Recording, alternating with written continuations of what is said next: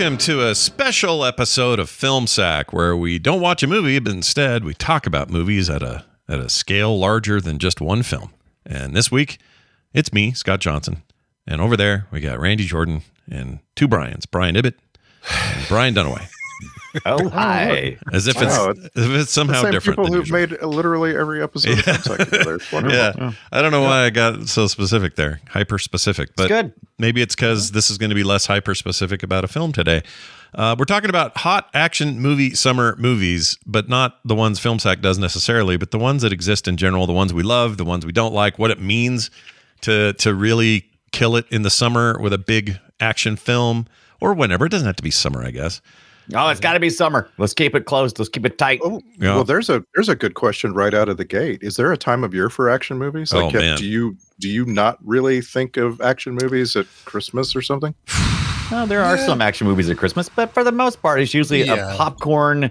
What is it? A popcorn thriller? What do they call them? There's a word for it when you just go just for the popcorn and the loud popcorn flick. Popcorn flick. Yeah. There you go. Yeah. They're not right there at that point. They are not caring about Oscars. They're like, let's make some money. We'll do our Oscar films later on in the year when people are thinking about it. Sure, but even Die Hard famously comes out around Christmas. Although I don't remember if the release was around Christmas. Have we ever talked about that? I don't know what the actual release of Die Hard was, but it was set during Christmas. Maybe it came out in the summer and we just always assumed. I thought it did come out in the summer, actually, Die Hard. Yeah. It might have. But I always think of that as a thing I'm going to watch in the wintertime. But for the most part, it is a summer movie. It came out in July. Wow. Okay. Yeah. It's too hot to be talking about Christmas. Yeah, no kidding. The weather outside is hot as hell. That's how that song goes. But I think of my action movies, my brain does go to the weather's nicer. We're going to go to an opening night thing. We're outside a lot more. And John Wick is only going to be a 2-hour, air-conditioned experience. And then I'm going to go eat food out on a patio at a restaurant somewhere. And I don't know why. Maybe we're just all conditioned for that, but that's because that's when these movies come out, I guess, right? Yeah, it's a weird thing to think about that, right? Like, you'd think, everybody wants to be inside in the winter. They want to stay warm, go to movie theaters instead of out in the bad weather. Let's do our biggest releases then, but they don't. They totally do it during the summer. Kids are out of school. They can They're out of school forever. Yeah. Yeah. School's out forever. Yeah. At least Alice Cooper says so. Yeah. The most discordant I can think of, and this is by no means comprehensive, I'm just saying, my mind, I feel like The Matrix coming out on March 31st of 99 was weird. I remember it was like almost Easter. Yeah. And I just really it didn't fit. There is definitely a thing about the time of year. Do you think part of that is because The Matrix was an unknown anything? Like nobody really knew what we were going to get with that, and that was like for whatever reason the slot they got. I don't know that the studio thought they had this enormous hit on their hands or not. It's a we don't want to put all our summer blockbuster movie chips down on this one, so let's make it something close to the Memorial Day weekend, something a couple months before the Memorial Day weekend deal. The Matrix was a little bit different action movie. It's when we started moving into a little bit a different time, because prior to that, it was like Schwarzenegger, Stallone. It was all these. When I think of action films, that's what I usually think about, because that's the ones that they're all the way through. It's just like heavy metal from beginning to end. It's just go, go, go, blow stuff up. And The Matrix wasn't like that. As a matter of fact, my oldest son is kind of like, The Matrix. That's so boring. Really? It's kind of like he kind of sees it as a boring action movie. Is it because he's seen the newer sequels more recently, and he just kind of puts them all together in his? I'm not sure, but I do know that I was kind of shocked when he said that, and I was like, you know what? It's kind of true. It's a slower burn. It's kind of a slow heavy metal song instead of a fast heavy metal song. Do you think so? Some of that could be attributed to we get desensitized to whatever level of action a film or a genre gives us, and then we demand more and more and more, and before you know it, we're same actor, but we're doing John Wick, and John Wick is nonstop, bam, bam, bam, bam, bam, which is not what The Matrix was. So it's like we just have to keep upping that ante. I don't know where that. I feel like my action peak. It's not gonna shock anybody. Was Mad Max Fury Road in 2015. What? And I don't know how you top that, in my opinion. I still to this day don't think I've seen a movie that was more nonstop action than that. I loved The Predator, but you're right. That is really nonstop action. But to me, action film is The Predator. That's peak action for me. I like to try to imagine where it all comes from. Like, what's the start of it? Yeah. And it's really, the action is the most difficult because action kind of comes about slowly, right? Like movies come out that are a little more actiony than previous movies, right? Like we sacked Towering Inferno, right? Oh yeah. And that's like 1973. Don't check me. Don't check that. Too late. I'm on it. It's something Wrong. like that. You're close. And it feels like there's a lot of action, but it's not that action. You know what I mean? Like it's early in this genre. Oh, sure. Yeah, and that's what I'm saying is I think back then, if you had seen that movie for the first time in theaters, you would have gone, wow, wall-to-wall excitement, you know? But we see it now and go, really? Yeah, like right. a couple of moments maybe, but it really doesn't, you know. Bunch of people in a restaurant rushing to the windows, you know, like, Yeah. That's suspenseful action, right? It's a build up. You know it's coming, and it's just building up slowly. Yeah, it's we always say slow burn, but yeah, that's exactly right. Yeah. And so action, what? Like, Yeah. if you go back in the past, action was a feature of dramas. It was this thing that, like, The Godfather had a couple of action scenes. Oh right? yeah, good point. Right. Yeah, it was a And- it's a small, like it's it's like set pieces, and even big action movies now. There's like 2 or 3 moments that are, you know, Guardians 2 had that incredible intro, and almost kind of superseded all other stuff in the rest of the film. There's a bunch of John Wayne movies that are, you might now call them action movies, but I promise you, if you watch them, there's like one gunfight in the whole movie. Yeah, if you're lucky. Yeah, that's totally I true. think anytime a guy is literally ripping down trees to fight an alien, that's an action movie. Predator? Yeah, the Predator. Yeah, by the 80s, we definitely have a genre. It is like set, I think, even the 70s, right? Star Wars is an action movie, is it? Even action, I think even action, 80s action movie is like literally a subgenre of its own. To just the decade and the action movie attached, like that's a thing you hear people say. Oh, I love 80s action movies. It's like specifically because there's so many things that make an homage to that too, right? We've had more recent films. I want to say like The Other Guys is a good example of this, or the Rundown, or not the Rundown, the Lowdown, that specifically try to emulate that feel of Riggs and Murtaugh and you know other action movie. Hobbs and Shaw is what I think of. Oh yeah, sure. Yeah, Great example. There we go. Sure, yeah. Brand new, great example. There and you could even argue the Fast and the Furious series is, in a weird way, is like the one they carry the whole thing through. Like they are. There's a reason why there's one after the next. It's just like we got this space and we're gonna use it. Yeah. By the way, just for the clarification on the dates, is interesting how the Matrix movies came out. So you mentioned the Matrix 31st of March 1999, Matrix Reloaded May 15th of 2003. So, you know, closer to moving a little closer. Yeah. And then Animatrix June, which was a whole thing. And then the Matrix Revolutions 5th of November 2003. Yeah. Oh, Yeah. wow. Breaking all the expectations. Yeah. And then But this in the the newer one came out in December of 2021. So it's like a weird order.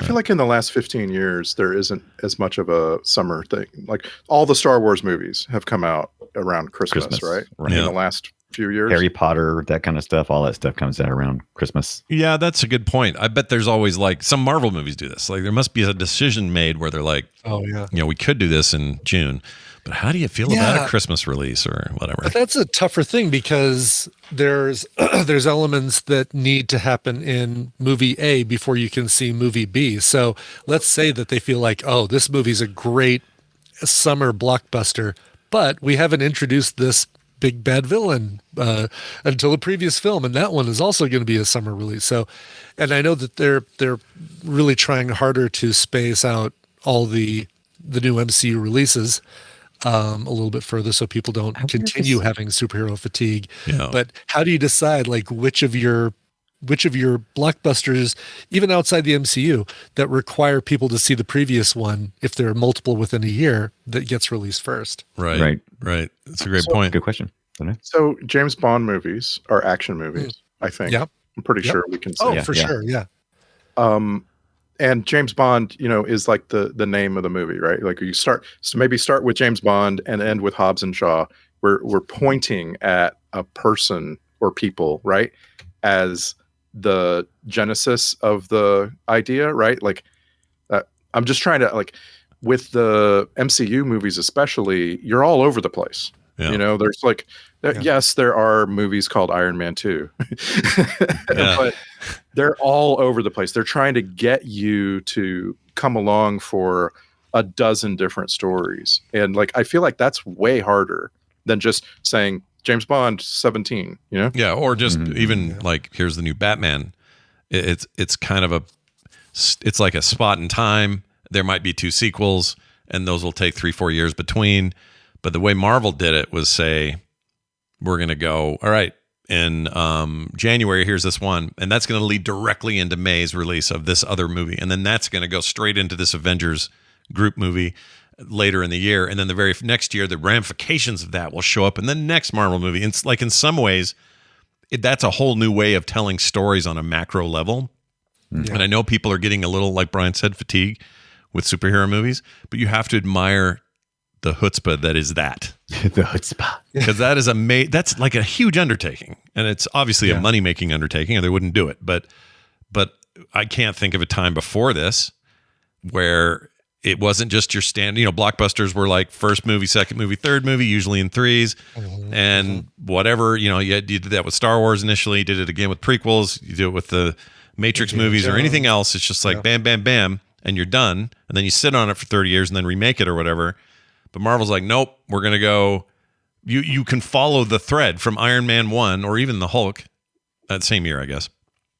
But whenever MCU, it became the thing, and you can follow that thread all the way through. They all had the stingers. They all had connective tissue. They all have these stories that come together. And I think that's historically significant. Whether or not people are tired of it is a different question, but no one else has ever done that I know of. No. Not even James Bond. James Bond's like, we got a new guy. Here he is. Let's do 3 of these, 4 of these. Okay, bye. Okay, new guy. Let's do it again. And very little consideration to the storyline that came before it too. Right. Let's reintroduce this character that we introduced. It even became like a trope. Like it would be like, didn't he have a girlfriend at the end of that last one? What happened to her exactly? And, you can totally watch Quantum of Solace without having seen Casino Royale. And vice versa. Right. Man, I feel like those need to be watched as one movie. It's funny you say that, because I feel like those are the only two where you can't do that.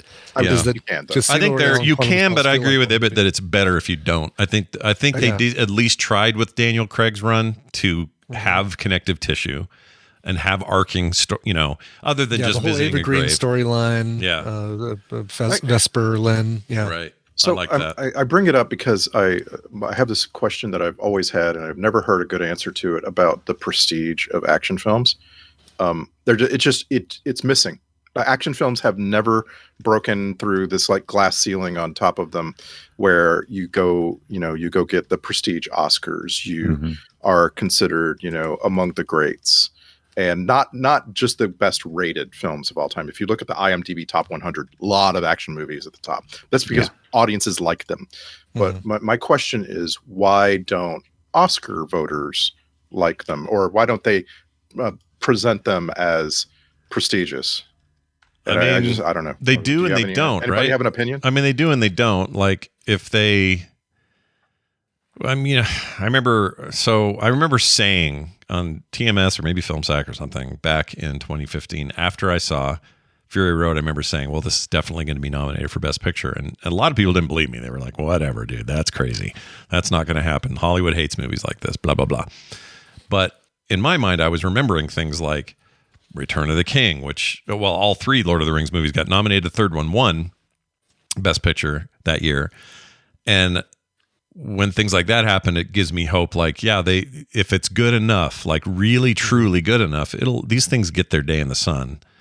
And, they don't always win. Like Fury Road probably should have won. It won the most awards overall in the night, but it didn't win the big prestige ones.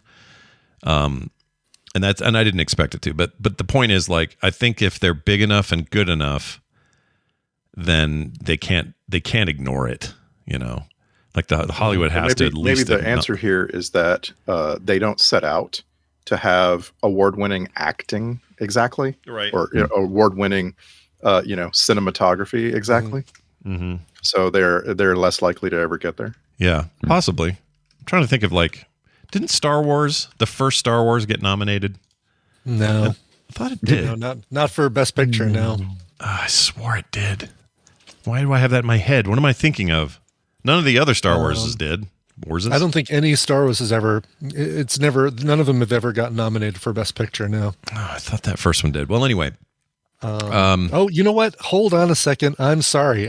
You are absolutely correct. The first one did. Gary Kurtz, Best Picture nominated. Wait, is this the Academy Awards? It is the Academy Awards. Yeah. All right. So I didn't just. Apologies. I did not think that any of them ever got nominated, but. Oh yeah, they have. Oh wow, they got nominated for Best Director. Best Director, actor supporting actor, Alec Guinness, yeah, Best Original Screenplay, Best Art Direction, and won that one. I mean, obviously, it's way before I ever started really paying attention to the Oscars, but I could have sworn that it's kind of a trivial thing that no Star Wars movie has ever gotten a Best Picture. Looking at it too, A New Hope got 6 awards, 7 if you count a Special Achievement Oscar. Ben Burt. Ben Burt deserves that too. That guy, man. And then nominations, but only one win ever for any of the other 8 movies, and it was Return of the Jedi getting a Special Achievement Award for visual effects. Yeah. Counterpoint. I'm looking at Empire Strikes Back, and it won 2 Oscars. Yeah, Sound Design Special Achievement Award for visual effects. You're right. I scrolled past those. And nominated for Best Music, Best Original Score in 81, did not win. Anybody want to guess who won the 84 best score at 81? It's kind of. Oh wow, who beats that? Indiana Jones, get it? Indiana Jones, yeah. No. I don't know. I'm scrolling really, really fast. We thought you were ready to go. Tell us what. Empire Strikes Back. Nope, that's the wrong year entirely. Here we go. Lost to Fame. Fame? Oh, wow. Really? Oh, yeah, sure. Well, I mean, it's a movie about music. You would expect it to have a little more. But hey, look, Terminator 2. I would expect for Best Song Fame, not Best Score. That's a whole different thing. Never even think of that. Sorry, Dunaway, what? By the way, perfect segue here. Action movies are rife with great scores, great sound. There are, all kinds of advancements in like sound editing and sound design go along hand in hand with action movies. And I don't really think we would have the great drama, sound, music, etc., if we didn't have action movies pushing the state of the art. Right. Yeah. Action movies are typically, or can typically be, a lot more money. Dramas are usually your lower expenses. Terminator 2 won 4 awards from the 64th annual Academy Awards. So wow. Best sound, once again, editing, visual effects, cinematography. So yeah, you got to win the you had to win effects for visual that. Effects. Yeah. It feels like every time, actually, doesn't every time he make a movie, he just gets that award. That's a James Cameron deal. Just by default. I'll take that. Yeah. Even though some of it's like they were really cutting edge at the time. You go back and look at Titanic, and I love those shots, the sweeping shots of the boat where all these people are walking around the boat. If you zoom in, they all look like the corniest, dumbest looking CG characters of all time. Yeah, right. But at the time, it was like, dude, the year's 1996. How the hell are we doing this? Yeah. So he deserves a ton of credit for that. But anyway, we've touched on almost all of the highest grossing action movies of all time. Like we've named Fast and the Furious, Star Wars, Indiana Jones, Terminator 2.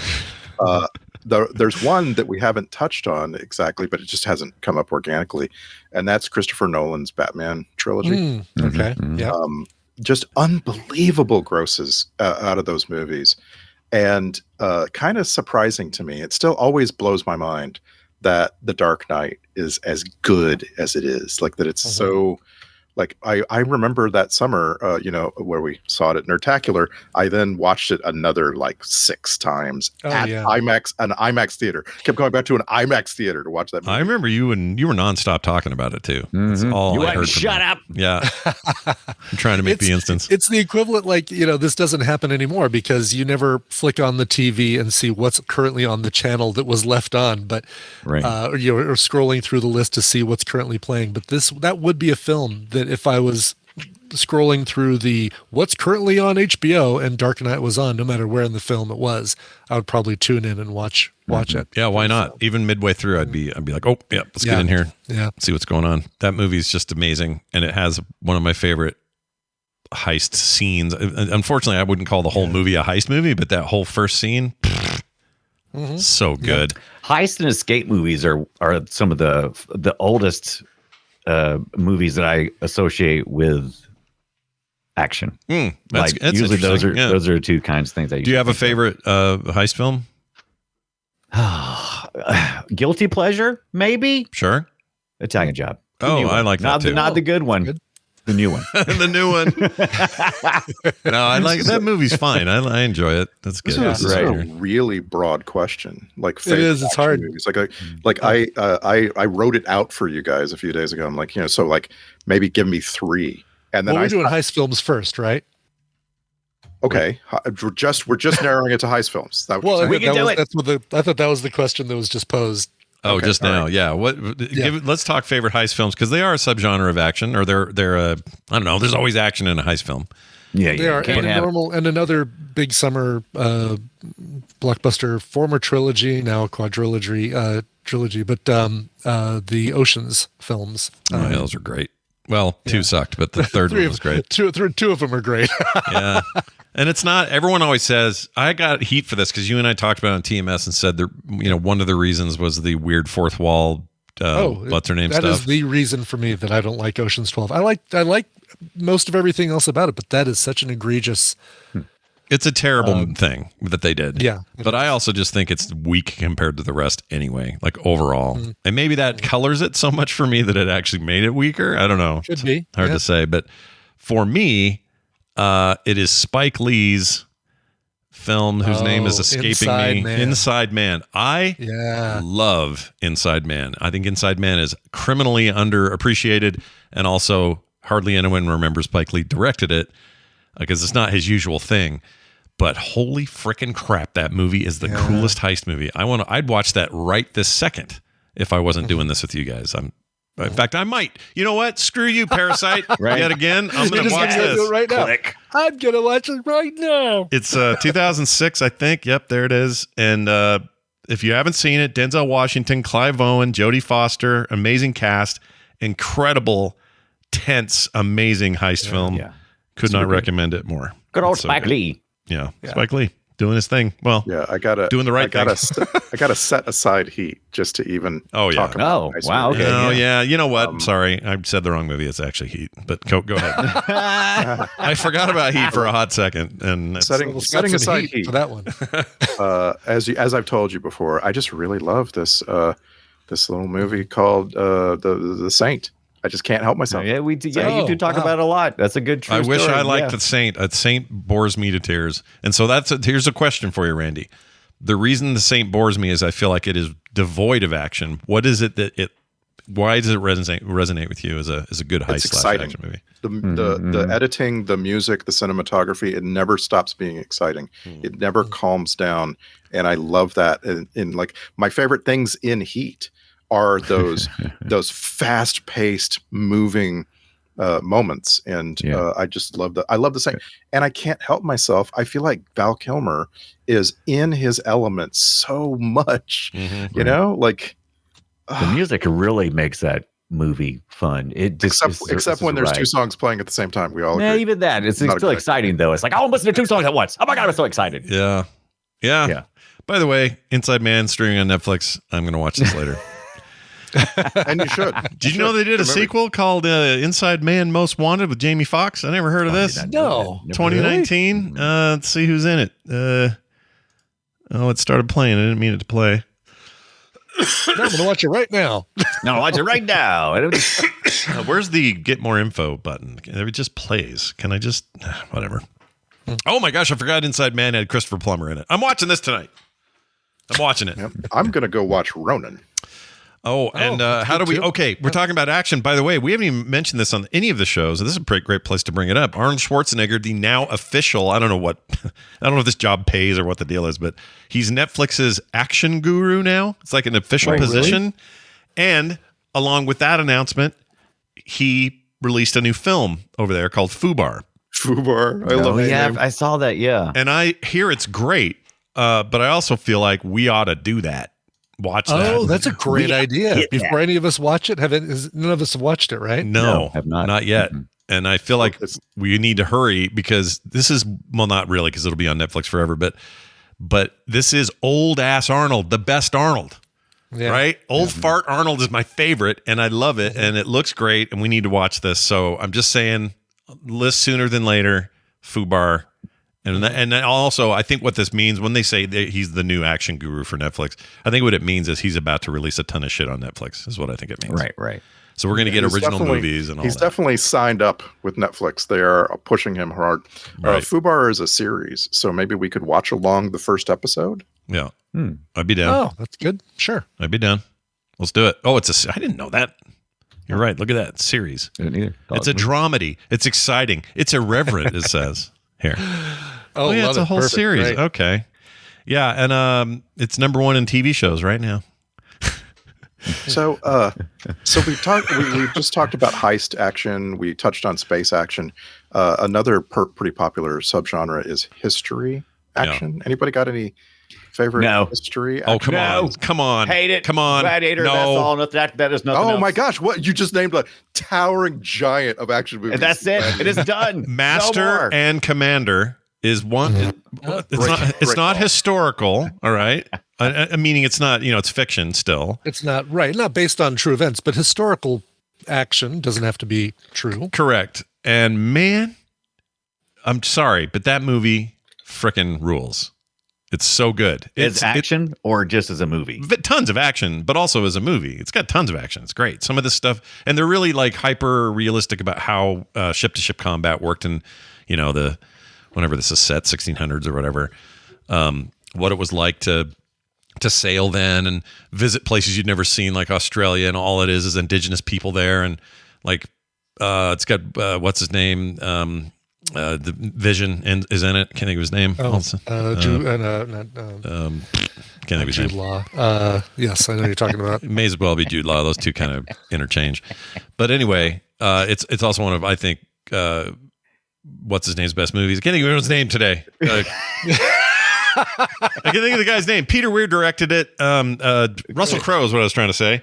Russell Crowe is amazing, and just this whole. And I hear the books are really incredible as well. But it's one of these movies where I couldn't believe there was no sequel, and maybe it was just too big, too nothing extravagant. Spells action like reading a book. Oh, I'm telling you, Dunaway. Have you seen that movie, Master and Commander? Have you seen it? It's so good. No, and you need to. And historical action is not easy to pull off, right? Like.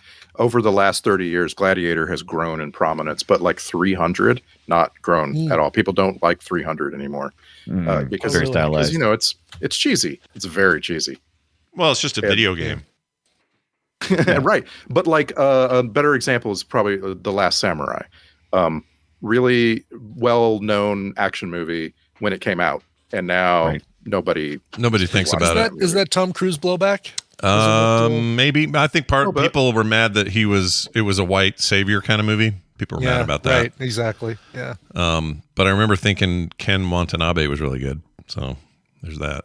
He's never bad. So. There's when that. Is he not? Yeah, exactly. But I guess what I'm saying is the appetite for action now in a world where to drive you to the theater, it needs to be crazy. Right. I felt it. Somebody had to do it. Yeah, someone had to say it. But to drive people to theaters, which is what they really are trying to do with these now, they don't have time for a lot of exposition. They don't have time for a lot of other storytelling. They just want to thrill you with the visuals and the craziness. And perfect length of action film, time wise. 2 hours. 2 hours. Hour and a half. I like full. Hour and a half. Just before we leave historical action, I just want to ask: did anybody have a time frame when their favorite action movie was Braveheart? Oh, I love Braveheart. No, I like it, but I don't think it was ever. I still do. I think that movie's awesome. I think Braveheart's rad. I liked it, but okay, so The Predator. I've mentioned it a couple of times because I've seen it. Why don't you just hump it? Why don't you hump that Predator? Okay, go ahead. I don't mind at all. I don't mind if Schwarzenegger let me get into that little. If he would let me cover myself in mud and lay down we'd totally do that. But yeah, I love that movie too. So that's where it's at. Yeah, that movie's great. Look, you can say it. Everyone's gonna have a different answer to where it peaked, right? Yeah, I'm gonna say Fury Road. You're gonna say Predator. Someone else is gonna say something else. That's just the way that's gonna be. But I guess what drives me to theaters now, which is very little, to be honest. I don't enjoy the experience like I did when I was younger.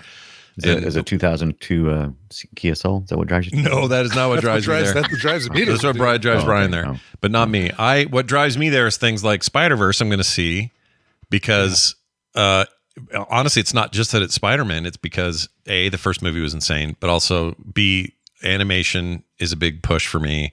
And to me, this is a more unique reason to go and see it in a huge way. And you've got better control over who you're seeing it, who's going to be around you when you see it, because you're seeing it with a bunch of tadpoolers. Yeah. You're not going to have you'll have people around you who are cheering at the right parts and not pulling out their phones and taking selfies and chit-chatting or taking their shoes off to put their stinky feet up on the My glass. favorite Ibbot is the one that is annoyed by theater goers. It's my favorite Ibbot. It's my favorite. That Ibbot is going to slowly start to go away as I get more and more entrenched in the Alamo Drafthouse experience. Although Tina did have a little kid sitting next to her for Spider-Verse, and there's some moments in the film that are talky and exposition setup and stuff like that.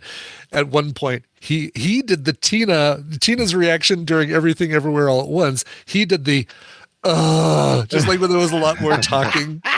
Oh, really? This little 8-year-old kid. And then he turned and kind of sat on his side, staring at Tina while Tina was watching the movie. Like she's basically seeing this. You're more fascinating than this movie right now. Like it's like, oh my God, when is Spider-Man 2099 gonna stop talking to Miles Morales? Oh. So how old was this kid? Just curious. I'm just trying to. It was probably 7 or 8. Okay, that's about right for staring at people for no good reason. Yeah. Yes, exactly. Yeah. It's before it could get a little creepy, but also you can't just explain it as bright flashy colors.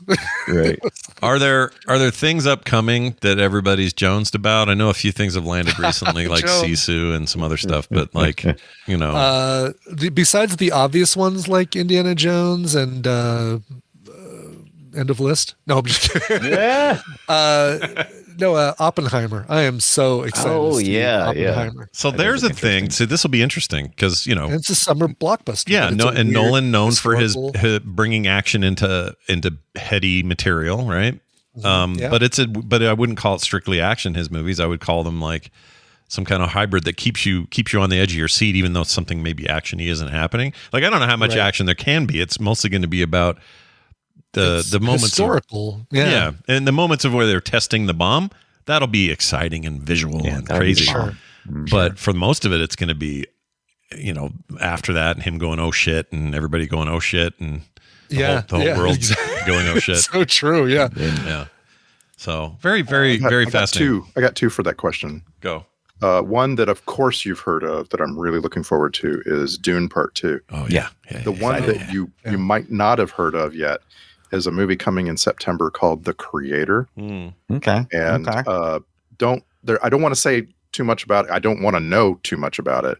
I just know that this is a Gareth Edwards movie that he also wrote, and it stars John David Washington, Gemma Chan, Ken Watanabe. Ooh, just talk about him. Yeah. I am just like I'm stoked about this movie, and I'm trying to keep track of it without knowing too much about it. That sounds great. Has anybody had a chance to see Sisu yet since it hit? Yes. No. Okay. Yes. Not me. And nope. I want to see that real bad. It is everything that you, Scott Johnson, want. Oh, good. It is. It looks like it. Awesome. It's almost a little bit oppressive for you, the viewer, and it's fine. Yeah, that'd be fine for me. I don't mind. I'm very excited about that one. So hurry up and stream somewhere. I don't want to pay. It's not as comedic as the trailers made it out to be. And by the way, that's another subgenre, comedy action, right? Oh yeah. Like Lady Killers. Sure. I was thinking Big Trouble in Little China, Tango and Cash, Tropic Thunder. That's anybody have a favorite, by the way? Oh man, do I? Comedy. We forgot about the ones you mentioned. I mean, yeah. You've ruined them. I like Bad Boys 2 a lot. Maybe I don't as much as I used to, but I used to think Bad Boys 2 is pretty rad. Yeah, it's still fun. That's a great action. You know what? I got it. The Rock. If you're talking about where it's like interchange between actors and there's comedy involved, The Rock every day, all the time. I love that movie. At that level of comedy, then I'll still say Lethal Weapon, the first one. And also, everyone at home that heard me say how much I like The Rock. I'm not talking about the actor. I'm talking about the movie from 1994. You can like The Rock. It's okay. No, I know, but I just don't want it to be confusing. And everyone's like, boy, Scott really likes Dwayne Johnson. No. I'm saying The Rock, the movie about escaping getting into Alcatraz. It's an amazing movie to this day. So good. I can't believe it's 16 years old now, but mine is Hot Fuzz. Man, Hot Fuzz is a really good one. Has it all. Hot Fuzz is amazing. Great call. That's a good one. I just made Kim watch it for the first time. She loved it. Okay. One final question about a category I just feel like some of our listeners will appreciate. We'll bring up here. Women-fronted action films. My favorite is Hannah with Cate Blanchett, Eric Bana, and Saoirse Ronan, or however you say her name. That movie is so good, and the TV show is also excellent. But the movie is absolutely worth seeing and holds up, I think, a lot. You guys have a favorite kick-ass chick movie? Kick-ass chick movie. Check it out. Where you could just say any of the aliens. She's such a kick-ass woman. Exactly. But, there you go. Good call. Yeah. Yep. Sigourney Weaver, baby. I oddly have I liked the Charlie's Angels films. I know they weren't good. I know they weren't good. Could you? Yeah. I know. They're bad, but that's okay. Yeah. That's fine. Because, kind of on the same token, and I'm struggling to remember what it's called, but it was a Bridget Fonda film that was the La Femme Nikita, but it was the Americanized La Femme Nikita, and was it? But you could also say the Professional too. Was The Professional? No, I guess that's good. Jean Reno fronted Natalie Portman. Yeah, but Portman ate that scene. She ate every scene up she was in. She was so good. Yeah. Is it okay for me to say Terminator 2? Yeah, absolutely. Oh, sure. Such a badass. Oh, she's amazing in that. Yeah. Point of No Return was the Bridget Fonda La Femme Nikita interpretation. The one I wanted to be good was Blonde. Oh, Atomic Blonde. Atomic Blonde. Yeah, that's good. Yeah. I think we all wanted that one to be better than it was. They had an amazing cast, really great female-led stuff, but the story was just bad. So I will land on my favorite female-fronted. It's a little bit of a trick, but my favorite female-fronted action movie of all time is Mad Max Fury Road. Because I knew it. Furiosa. I knew it. That movie had a secret, and no one knew it until it came out. When the secret was, this isn't about Max. This is about her. Yeah. You know. Let me tell you about one of my favorite action stars, who happens to also be a woman. It is Mila Jovovich. Jovovich. I love Jovovich. Yep. Excuse me. I've been corrected. Jovovich, Brian. Jovovich. Wow. You a bitch. Jovovich. Anyway. Hey, Jovovich. Her Resident Evil stuff I love. It's dumb. It's corny and terrible, but she's great. No, I mean, come on. It's she's just as much the star of Fifth Element. Bruce Willis, Fifth Element, as Willis is. I agree. That's another good answer to the whole buddy cop. Yes. It's not, you don't think of it that 80s way. throwback kind of thing. Sure. Plus, she makes a really good album. Mm-hmm. Yeah. But why do you think we're so short on those these days? I feel like the genre now is like one guy against everybody. And there's not a lot of like buddy copy things anymore.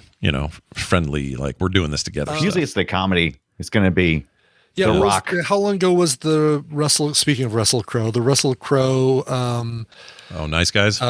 Nice Guys. That was 2 years ago, 3 years ago? I think it was 2016. Yeah, pre-pandemic. 8 years ago. 2016, Shane Black directed Speaking of Predator. Oh my God. Yeah. Wow. This is a while ago. It's a great movie, though. Oh, that like last month? What was that? Such a cool movie. Shane Black directed and wrote, and Shane Black was in Predator. So there you go, Dunaway. Enjoy your Predator reference once again. There you go. Thank you. Yeah. Thank you. He got killed. He had the weird glasses in Predator. He was that guy. We named Hobbs and Shaw. I don't think that subgenre is completely dead. Oh, good point. And my evidence for that is that there is a John Cena, Jason Momoa movie coming. What? What's that called? It's called Killer Vacation. Okay. Sounds good, actually. Does it though? I mean, good job. No, good job. Yeah, Killer intrigues me. Vacation. Killer Vacation. Killer Vacation. All right. I'm marking this as a want to know more. Oh no, this came out already. Oh no, this is a different thing.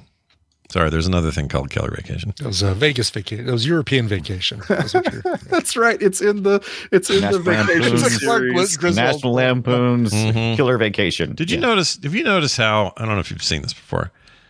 How John Cena by himself looks like a badass. You put him next to Momoa, and he looks kind of like a dork.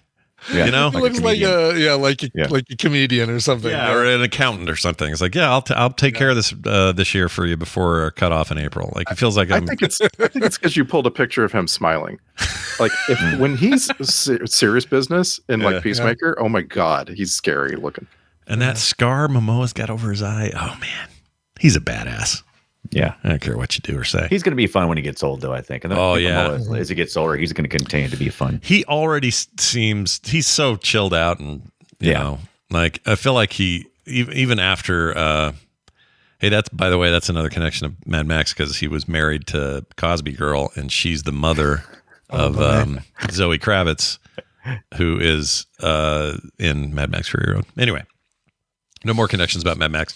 That's going to do it for our special one-off about action movies. You have to close with Mad Max. You have to. Yeah. That was the goal today. I didn't tell you guys about it, but that was my plan. Anyway, we really like these little roundtables, and there'll be more in the month of June because we have some other travel coming up, and we want to make sure we fill that void with some content. So look forward to that, and that'll be coming up in a couple of weeks. But next week, y'all need to be prepared. Be prepared. Thank you, Porky Pig. To watch Underworld. Okay, put on your Underworld underwear. Get ready, because boy, Kate Beckinsale, all wash your Underworld, tight leather. You got Bill Nye, not the science guy, but the British actor. He plays a cool ass, old ass vampire. Oh, it's good. Michael Sheen, he's in it. Oh, you guys don't even know. Has no one seen this before? We don't even know. Has no one seen this? I've seen Underworld many times. Okay, good. I've seen most of them, I believe. And Dunaway, Ibbett, this is first time? Nope. Seen it as well. Yep. So everyone's seen this. I'm the only one that's like out of his mind excited about it. I don't know why. I'm totally still stoked. I'm stoked about it, though. I love like so many episodes of Film Sack. This is a movie that I think we've seen. But I remember I saw it 20 years ago. I have no idea. I don't remember anything about it. Oh man, you're in for a treat. Like the question of Film Sack is always, did that hold up? And we're going to find out. You're in for a treat. It's Blade-ish. Oh, it's good. It's real good. The sequels, all garbage. Maybe we'll watch them on Film Sack. Hey, I wouldn't say they're all garbage. Rise of the Lycans. You know how some garbage is plastic and paper and it doesn't stink? Yeah. That's the garbage that you like. And then you have the stuff where diapers and food are. That's the other. But so it's all garbage. It's just different garbage. You see what I'm saying? So what you're saying is, so anything that was written by Danny McBride is going to be garbage. Is that what you're saying? I love Danny McBride. Are you kidding? I love that. Then why are you saying Underworld Evolution is bad then? What? He wrote that? That was written by Danny McBride? No. What are you talking about? I'm just telling you what Wikipedia says. Wikipedia is wrong on that front. I usually like it. I don't think it's the same. It's a different Danny McBride. Yeah, it's got to be a different one. Yeah. So I was thinking in this one scene. Yeah, that's bad. But it could be. Maybe it is him. I doubt it. I'm reading. Maybe it is. Highly doubt American it. actor comedian. Danny. Okay, so it's not the same. It's not him. It is not the same. This is Daniel Flynn McBride. Okay. Yeah. Daniel F. McBride. Yeah. F. McBride. Apparently wrote the video game also, the Underworld video game. Oh, okay. Well, good on him. So to me, it's Matrix level of difference between the first movie and the sequels. That's how it feels to me. Matrix is a classic. I feel like Underworld is awesome, and then the rest are just. I think, like I said, I like Evolution pretty good. If I remember correctly. It's because you like Kate Beckinsale's tight leather pants. Come on. And you don't? Well, doesn't? Ted By the for way, tat. speaking of action movies and Danny McBride, please stop sleeping on Pineapple Express. That is one of that's the such a best good one. movies ever. Oh, I thought you were going to Yeah. mention the alien one. Nope.